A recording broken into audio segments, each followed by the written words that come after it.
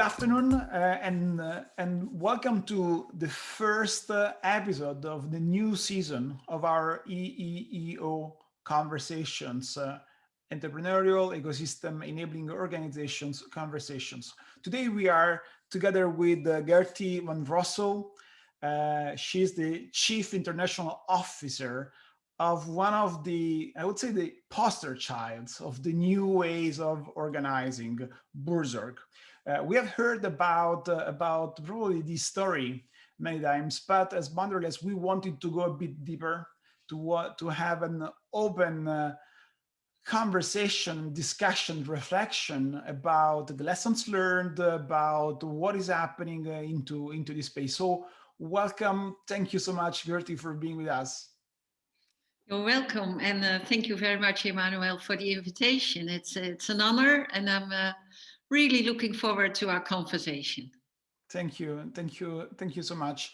I guess everybody in the world already knows about Buurtzorg, but for the few that may not be know enough, would like to give us a bit of information about what is Buurtzorg, how it was born, how big it is. Let's say its a mission, a bit of the background of this amazing story, please.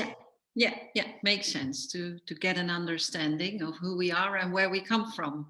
So we are Buurtzorg, and the word means neighborhood care. So what we do is with community health nurses, providing community health care for our patients in the communities in the Netherlands. We started in 2006, coming from a long tradition already in the Netherlands in home health care. But during the 90s, we noticed that everything was getting more fragmented and more bureaucratic and more hierarchical. So in 2006, Jos de Block, the founder and still nowadays our CEO, with a background as a community health nurse himself, he started together with some friends to think about how can we bring back all principles from community healthcare delivered in small teams in local communities. How can we bring back those principles that we all knew up until the 80s and bring this back into a new organization? So that's what he did. He started in 2006 with some clear principles and started a foundation. So we are a non-for-profit, a foundation, more or less like a network organization. And we are still using and stick to our principles that we had from the start.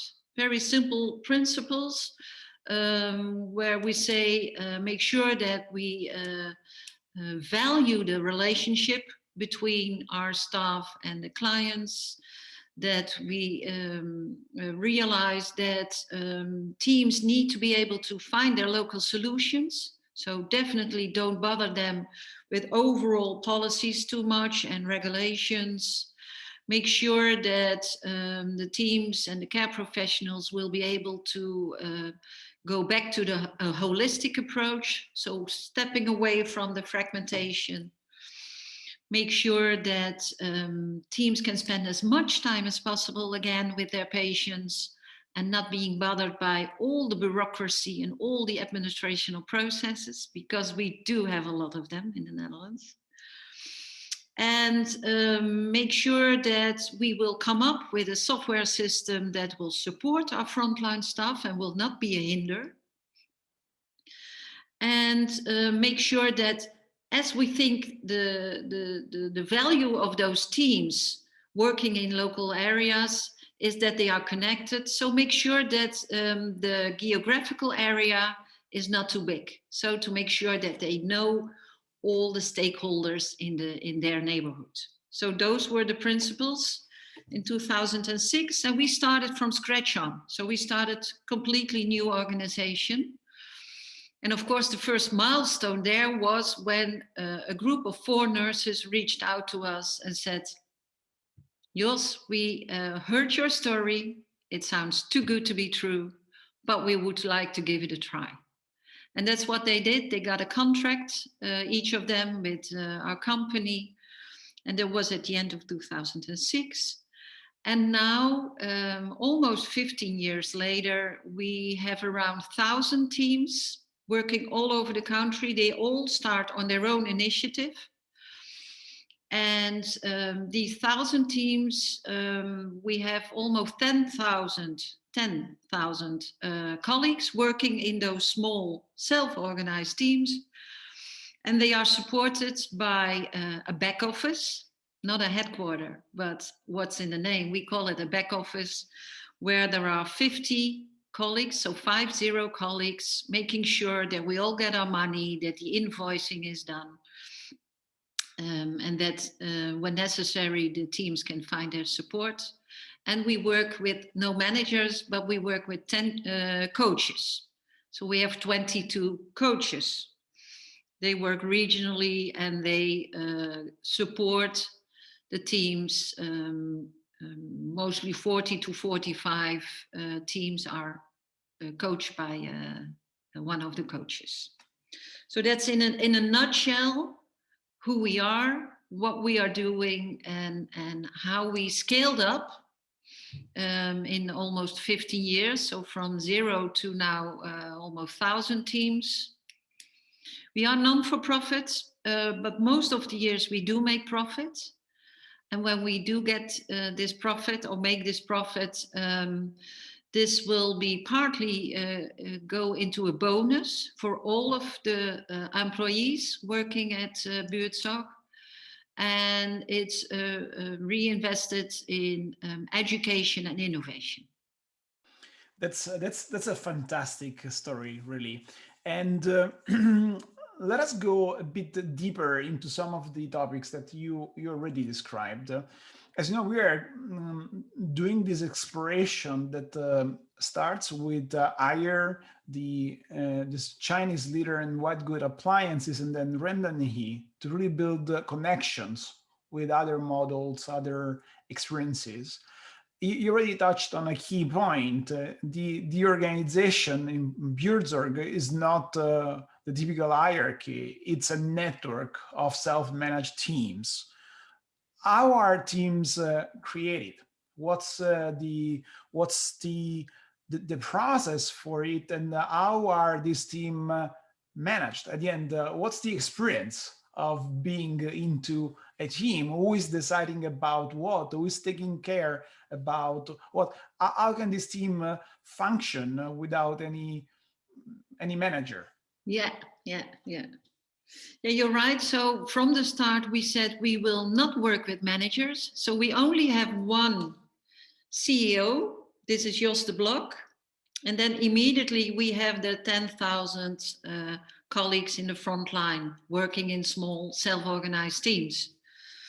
And for us, this was not a goal on itself. For us, it was and still is logic, because what we want to do and what we are doing every day, again and again, is providing home health care to our clients. And therefore, we said we need well-educated care professionals. And we strongly believe that those care professionals, they know best what to do. So you don't need to tell them how to run more or less what they are doing, their little enterprise. Because that's, if you would look at a team, it's more or less like a little enterprise that they are running in a local area. So, and they all start on their own initiative. I think that's also where a strong motivation comes from. So it's always a group of 3, 4, 5 care professionals who have heard about our story and our principles, and who reach out to us and say, hey, we are interested. Could we schedule some meetings to get to know each other, to see, okay, whether there is a fit? And that's always how a team starts. So at some point after these introduction meetings, there will be the decision made by our CEO to say, okay, I'm going to give them all a contract. And then they start setting up their own little team in a small neighborhood. And what they do, they need to find a little office. They need to get to know all the stakeholders, like the doctors, the physio, the pharmacists. So everyone in that neighborhood, they will try to get a picture of it and try to connect it with them to make sure that everyone knows that they are there, and but also that they know about this area and the neighborhood. And then they start. And of course the challenge and the excitement is always of how and when will they get the first client. That's always that phase in which is quite, yeah, where teams might get nervous after a few days. Oh, still no, because they are depending on referrals from a doctor or a hospital or a family member or but eventually there's always this first referral. Then a team will get more and more clients, and at some point the team will make their own decision to start hiring a new colleague or a few new colleagues. So when they scale up and the caseload is getting bigger, the team is responsible for hiring, and when there's a problem, also for firing their own colleagues. And that's how they scale up. They grew, and our advice always is when they get to a maximum of 12, that they then start to think about alternatives. This can be splitting up a team, this can be starting a new team next to them. So all kind of possibilities. And yeah, so I think that's in a nutshell how a team is initiated, but also for me it shows that because they start on their own initiative, that gives, of course, a really strong motivation and also a proudness. They're really proud of more or less running their business. Let me stop here. That was exactly my next question. What's the reason for which these ladies, I guess it's a bit more women probably than men, decide to join Buurtzorg? Why?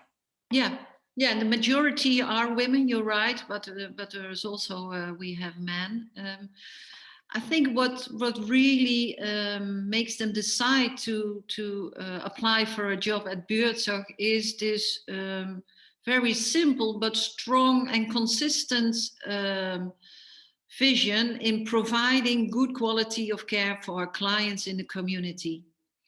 And related to this, we say the importance of those teams working as self-managed teams where autonomy and sincere trust in them is the base, and where the teams feel that they can make their own decisions and that they are not bothered by management. And I think that's a big experience that most of us who used to work in hierarchical organizations, that we were suffering, with all due respect, but we're suffering mostly from management and from big planning departments, call centers, where we really lost sight on what it is all about, which is actually very simple: taking care of our patients.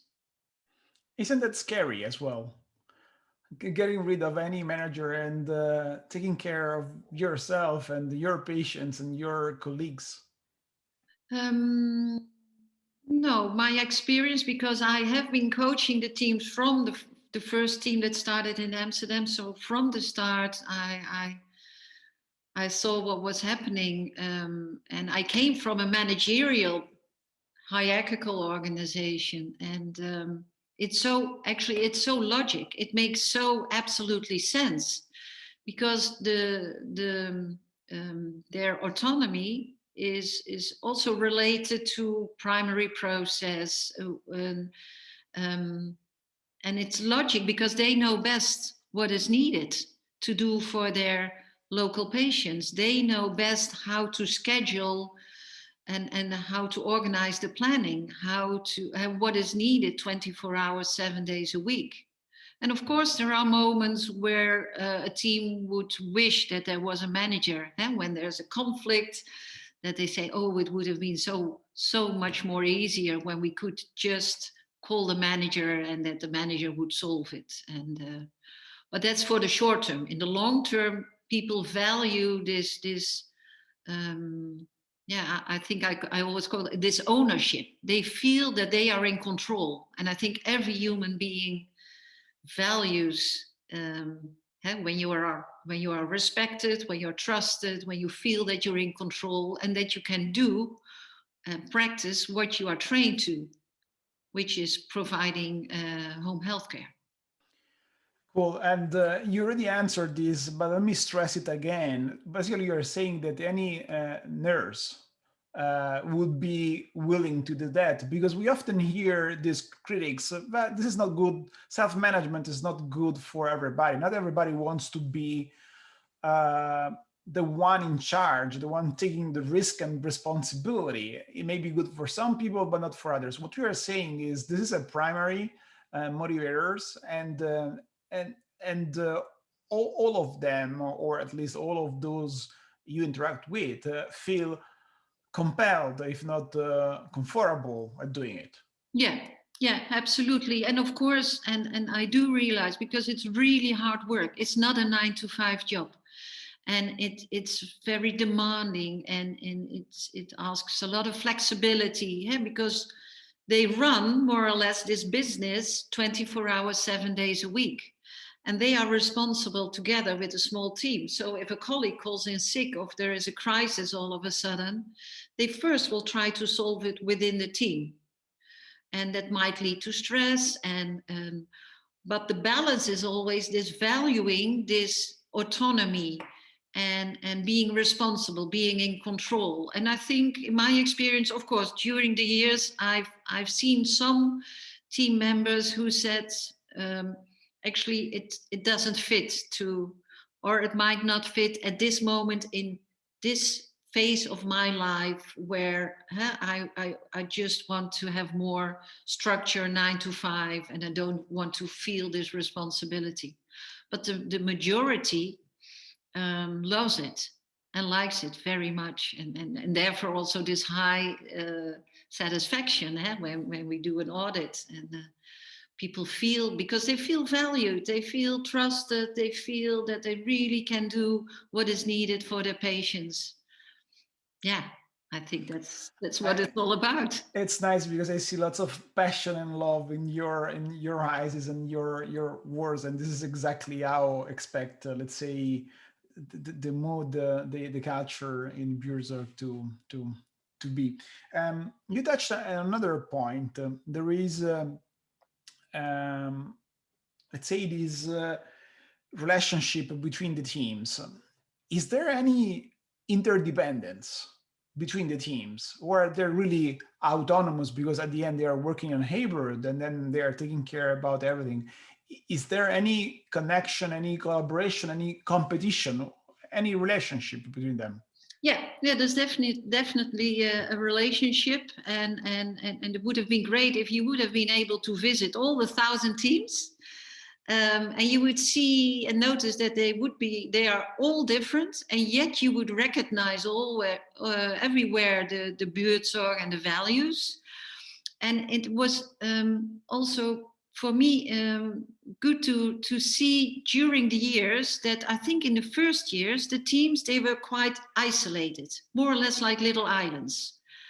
And my explanation was also that it was so new for them to start working as a self-managed team, that they were more focused internal, of course with the clients, but not, they didn't have the sort of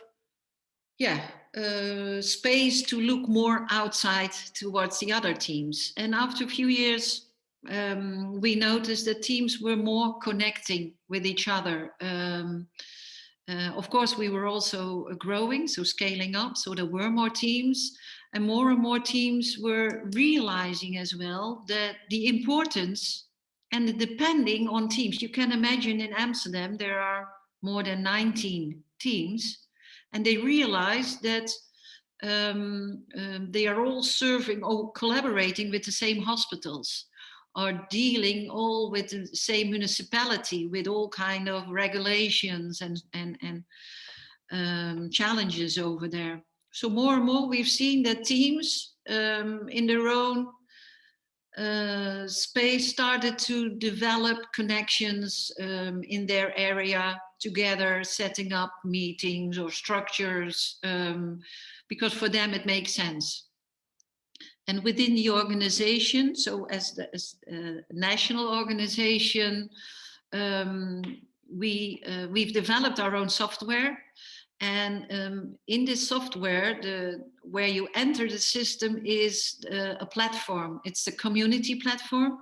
It's more or less like a Facebook platform.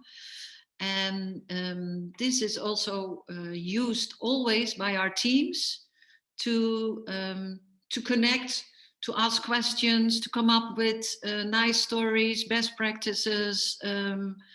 They ask a question if they have a really complicated case. So that's also where we see that they look for connections and see how they can support each other. So there's a strong solidarity, I think, within the organization, but also a bit of competition. For example, it's not anarchy. There's a strict guideline or framework, for example, also on financially sustainability. So teams know for every year what kind of results is expected from them, and they have a dashboard on which they can see how they are performing, how they are doing.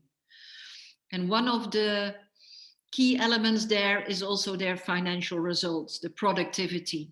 And it's transparent. It's for a team, and they can see also what the other teams are doing. And of course, if they are doing great, they will feel a bit like, this is us, and they hopefully will celebrate. And at the same time, teams will reach out to each other to learn.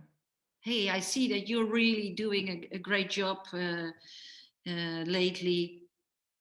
Tell me, or can you support us, or what's the secret, or how do you do the planning, or do we have blind spots? Where can we learn from each other?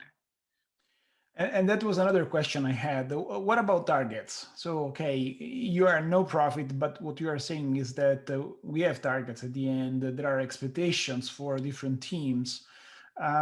What happens if the team doesn't meet targets? If things go very bad at the end, its team is not able to sustain itself.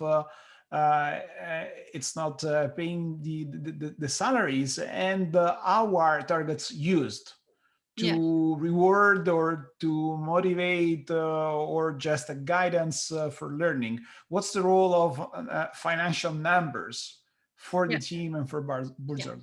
So we don't talk about targets, but we do have goals, and as we always say, we keep them small and simple. Everything in the company, and also the three overall goals, which is on clients, on the staff, and on the finances. And on the finances, of course, the teams realize that they need to be financially healthy, sustainable, and we made it very practical. So every year our CEO, he sets very practically, and this is for all the teams, the number for the productivity. So that the productivity in our case is the face-to-face time with our clients. So the teams know, for example, for this year, 61% productivity. That's what they need to achieve. That's how they need to look at their planning, at their caseload, at the capacity for the colleagues. And that's also with them together with the dashboard, how they can steer. Because 24 hours, 7 days a week, they're not depending on a coach or a back office to deliver them the numbers. So they can go online whenever they want and can see how they are doing and decide together as a team, okay, where can we improve our results? And of course, we do have teams that in a specific period struggle with achieving this financially healthy situation. Mostly what we see is that the team himself will try to improve. It might be that they ask the coach to come over to see, okay, in the conversation, let's see, are there blind spots? Is there something that we don't see, but where we still can improve? Then they make a plan. So it might be for 3 months or 6 months to see, okay, after 3 or 6 months, this is what we definitely need to achieve. Who will be doing what, and when will we evaluate? And then hopefully they will improve. And most of the times they will improve. But if in some cases, and it did happen, that a team was at the end of the day not able to be financially healthy, then the decision will be made, but this is a process, of course, but then the decision will be made to stop a team.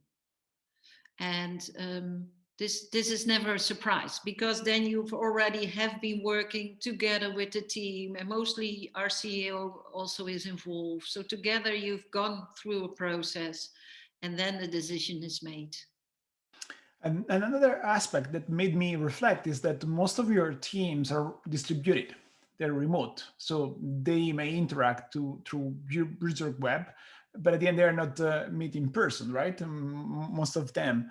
How can you onboard new teams? How can let them feel the culture, the values, what Buurtzorg stands for, when you cannot bring all of them in the same room or have lunch together or anyway talk to each other, Yeah. shake hands? How does it work to scale this unique culture to thousands of people without contact?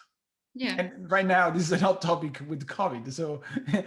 other organizations are asking Yeah. themselves about this, Yeah. of course. Yeah, I think it's a joint effort. It starts with, like I already mentioned, the team is responsible for hiring new colleagues. So if there is an existing team already, the team will make sure that they do the whole process for the hiring. But of course, will take time as well to explain the potential new colleague what it is all about, the vision, how does Buurtzorg look like, what do we think is important, what are our values, how do we work, but also the very practical things of working in a Buurtzorg team. So that's where the onboarding, for if there's already an existing team, where the responsibility is. Then mostly what you see is that such a team will advise as well such a new team member, if possible, to connect with our back office, which is in the east of Netherlands, to at least get to know them. And this might be done via telephone or nowadays via Zoom, but at least so that they know what are the responsibilities of the back office and what can you expect over there. Likewise with the coach. So everyone will make sure that this new colleague feels welcome, that he or she knows what we think is important. And at the same time, we expect from new team members, new colleagues at Buurtzorg, a very proactive attitude. So there's a lot of help and a lot of support, but you need to come up and ask and tell us what you need. And then everyone is willing to help you and to support you. So that's was for a lot of people different than they were used to when they were starting in another new company. There mostly was a fixed onboarding program where, whether you want it or not, this was dumped on you, and you needed to absorb all this information. And here we more tailorize, customize every team, and for every person at the right moment, there will be information available. And for each individual, how does work look like? Meaning, can they pick different roles at different times or at the same time within the team? Yeah, nice. It's a nice. I'm happy that you asked this question, because From the start, when we started with Buurtzorg and working with autonomous, self-organized teams, we said, but we will work and advise the teams to work with roles within the team. Because as they are more or less run their little business, their little enterprise, they have a small office. We said it's wise if they will make sure that they divide these roles and rotate them after 8, 9 months so that they learn what it is all about. One of the roles, for example, is a planner or the housekeeper who takes care of the little office, an innovator, a mentor, the chairman of the meeting, a reporter who will um, have a look at the end of the week if everyone has done the registration, and if I have forgotten it, he will poke me or she will poke me and say, hey Gertje, you've forgotten, make sure.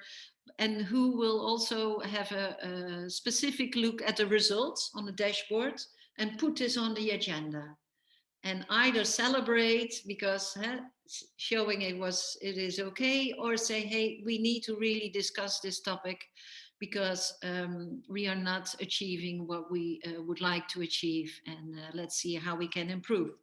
So different roles are described, and two roles are there for everyone. One is the care professional. So a team is not allowed to hire an administrational staff. It needs to be a care professional. And the second role, which I think is really important, is the team player.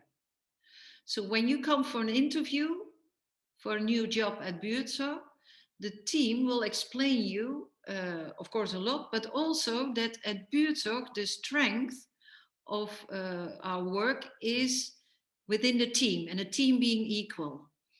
And our work is very individual. We go and visit our clients, so it can be a very individual solo job that you are doing.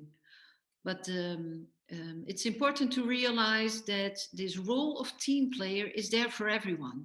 So you can't step away from your responsibility in a team and say, I'm not part of it, I will not join meetings, it's not my responsibility. So for me, this role of team player reflects on this joint responsibility as a team and the strength of the team. Clear. Thank you for this. What about coaches? So you have this small team. They are not managers. They cannot tell people what to do. So what do they do? Yeah. So what because I am a coach as well. So what we don't do is manage or make any decisions for the team. So we stay far away from that. What we do is support our teams in their processes.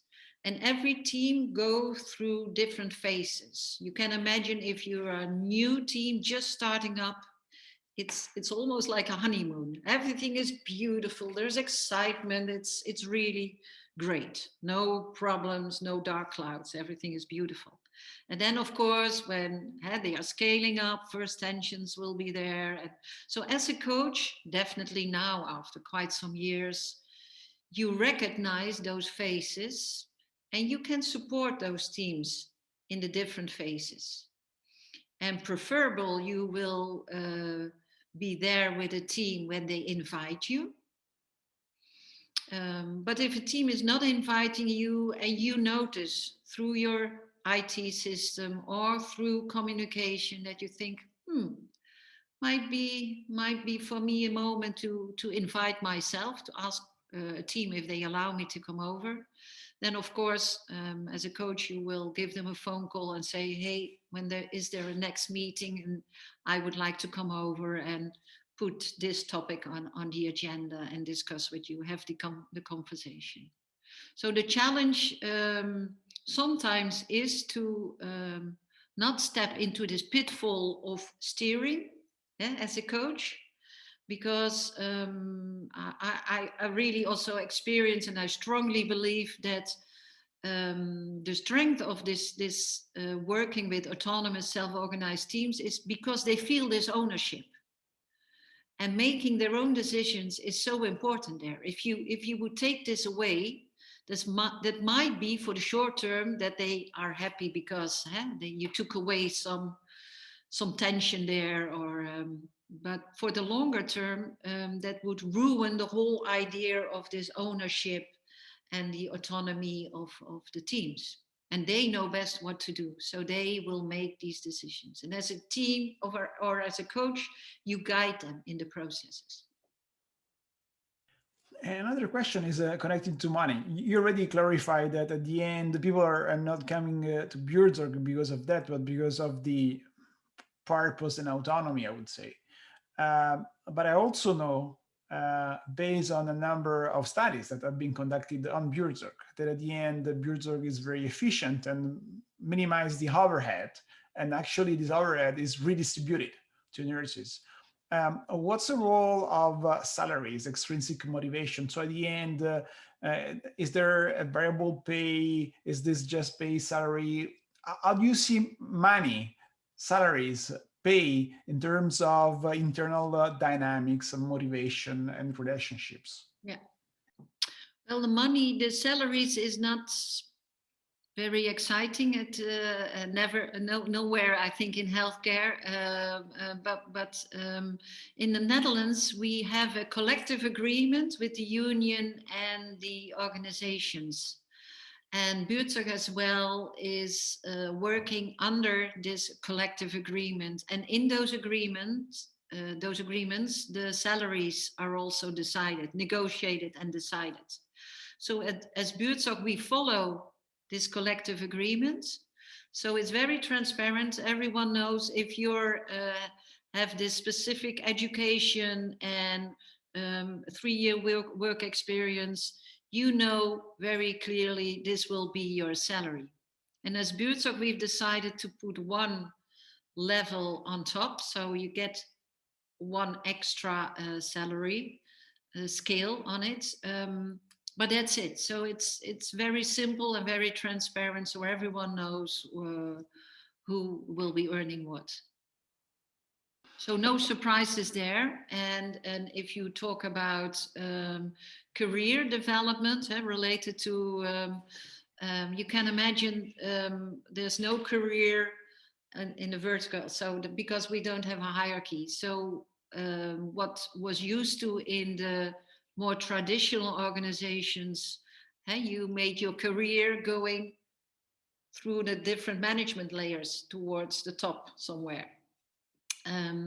This is not how it works in Buurtzorg. This is also not what we value. We value more your personal development, personal career. So more horizontal.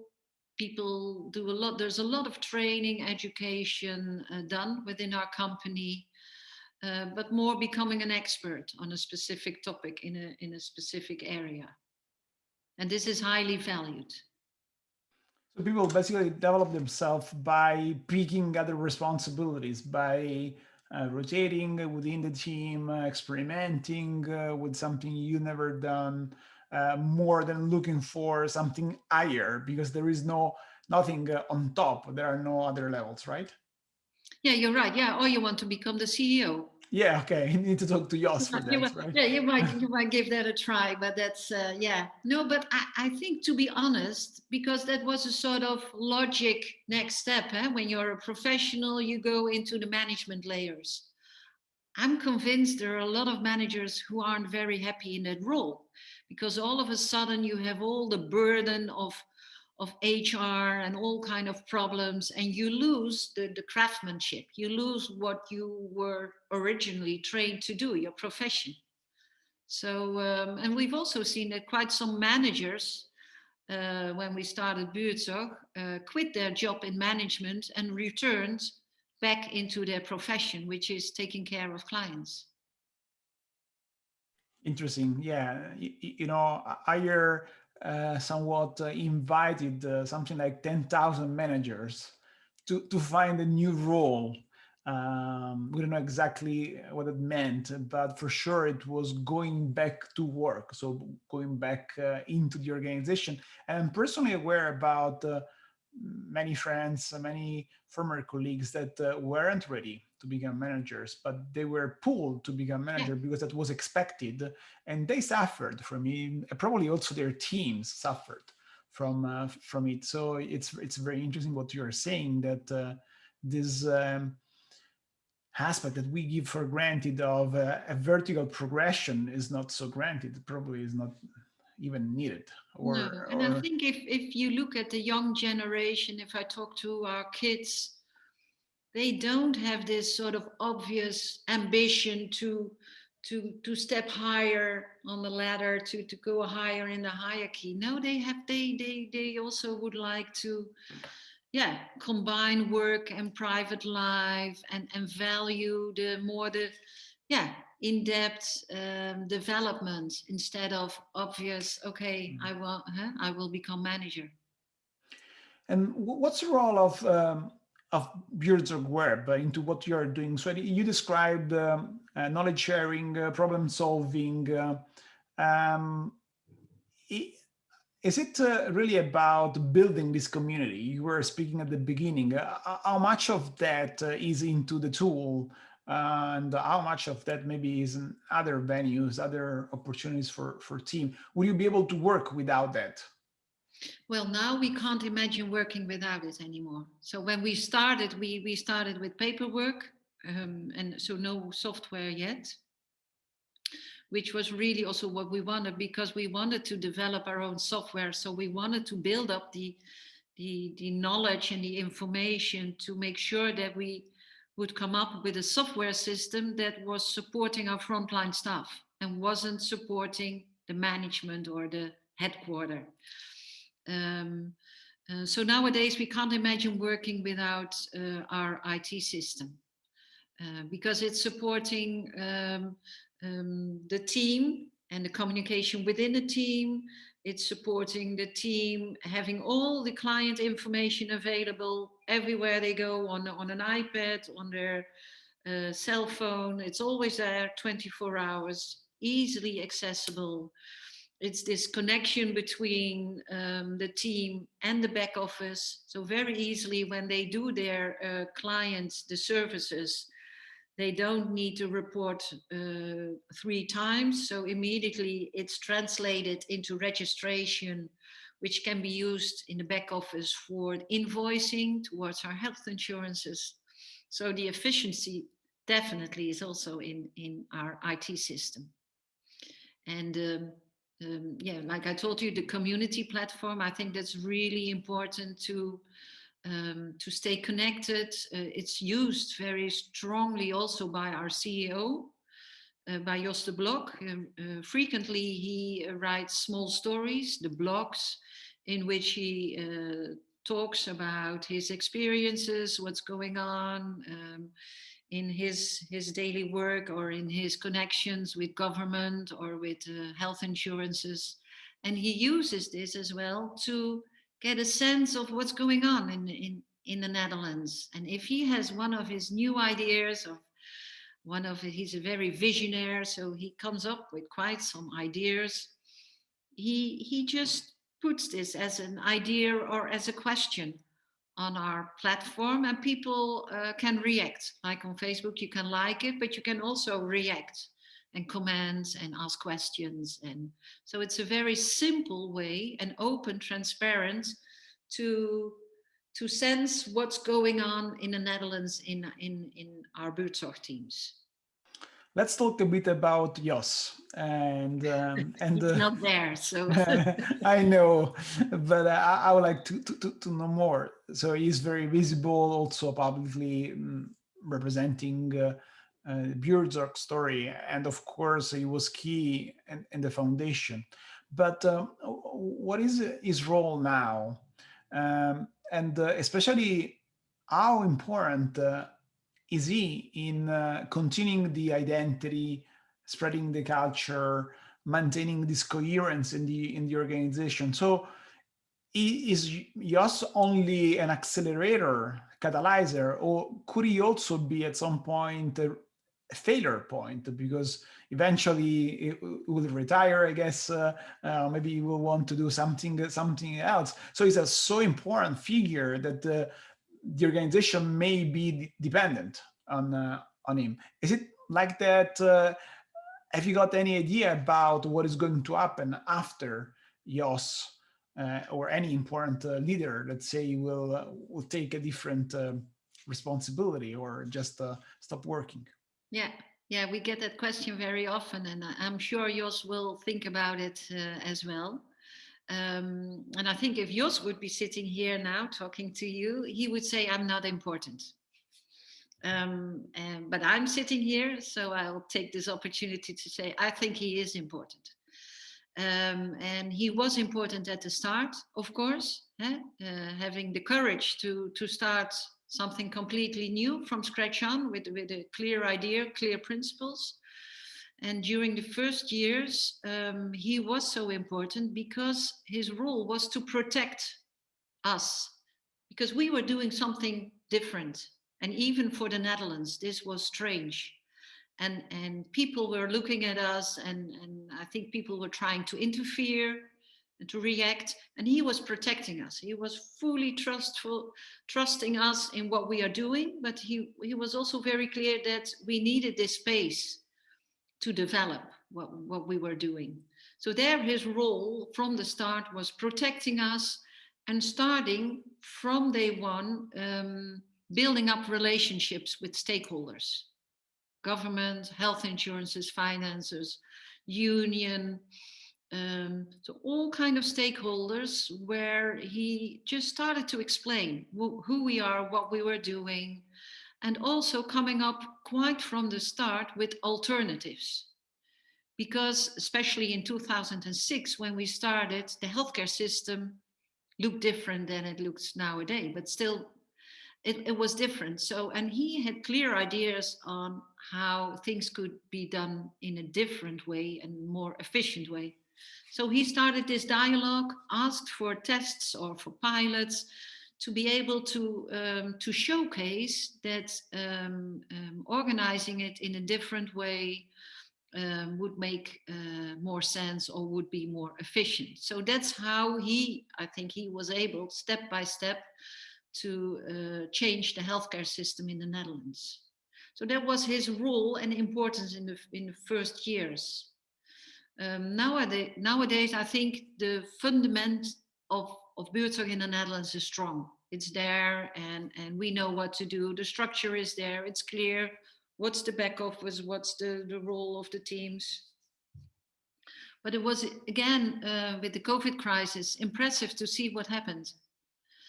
Because that was, of course, a crisis. And also at Buurtzorg, of course, we didn't know what was happening and what to do. And I remember that first week, that was in March last year, and I had a conversation with Jos, and I said, Jos, there's a crisis. I think you need to step in, because now it's serious. You need to take the role of our CEO and tell us what to do. And he said, no, it's not needed, because you will see that very organically people will react, teams will take their responsibilities.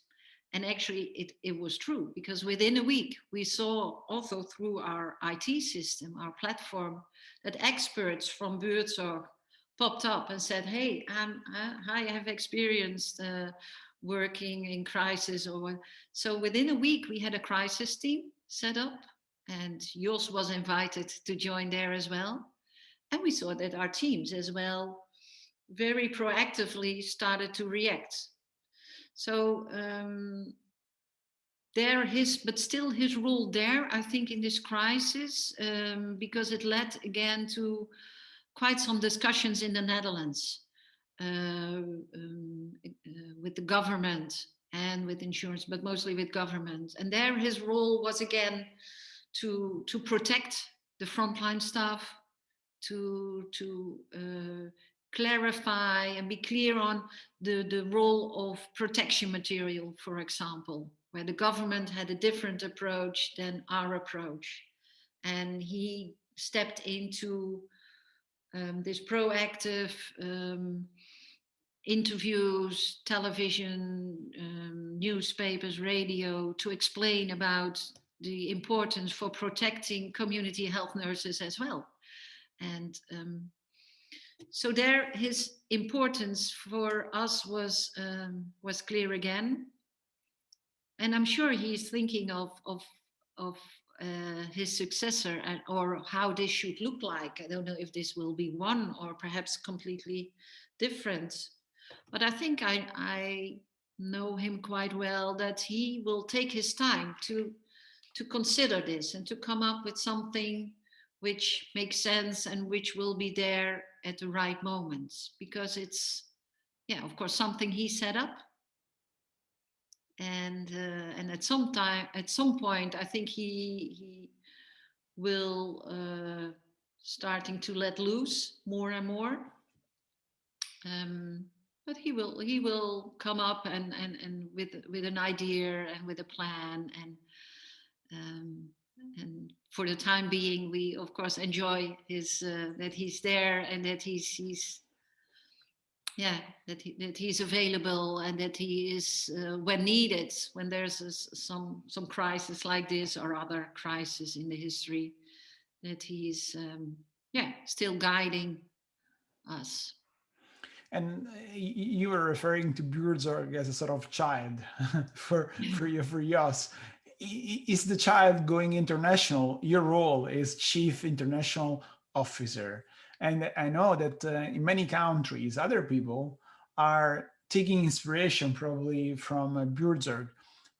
How is it going? How is it possible, both in terms of culture, the strong identity we're talking about, but also in terms of legislation? I can imagine in the US, insurances have a different role. People are maybe expecting different services. How can you take inspiration from something so unique in a totally different environment? Yeah, yeah, yeah. That's of course a rather a challenge and an experience. And we've started years ago being surprised by international interest. So it has never been, and still is not, a strategy to penetrate. Once someone asked me, how does Buurtzorg penetrate in other countries, and I laughed and I said, well, we don't penetrate. It's always someone in another country or an organization who reaches out to us and is interested or wants to be inspired. And after the inspiration, sometimes that is it, and then we say goodbye. And sometimes people come back and say, well, we've been thinking about it, we would like to explore further. And sometimes this leads to partnership. For us, it's always important to work with local partners, because you're absolutely right. And every culture, every country, every context is different. And we do realize that we are not in a position, and we don't want to be in a position, to work in another country where we don't speak the language, where we don't know the culture, where we don't know the healthcare system. So therefore, we spend a lot of time in connecting with potential partners, building up these relationships, see whether we share the vision and the values, and whether we think, okay, this could work out. And then, of course, you're right. For example, in China, where we've been partnering right for quite some years already, it will look different. And it will not be completely like if you would visit Buurtzorg here in the Netherlands. So the challenge there is to adopt and adapt our way of working.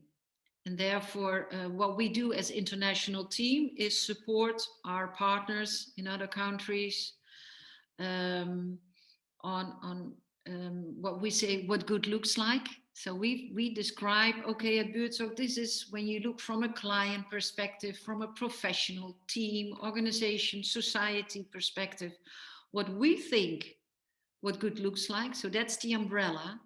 And then we go into the collaboration with our partners to see, okay, what is applicable from your perspective, in your country, with your culture, and if it is applicable, where can we support to make sure that you achieve what you would like to achieve.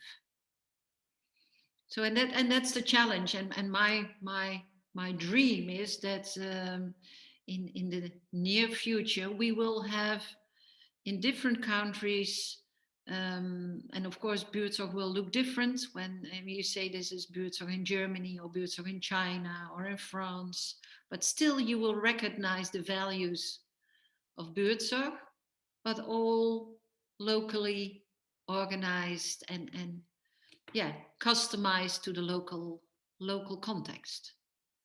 Does it And make sense? yeah, a lot. And I guess this brings us to the last question I have for you. There are many organizations that are looking and studying and taking inspiration from Buurtzorg, but as you said, they are different organization, different culture, different context.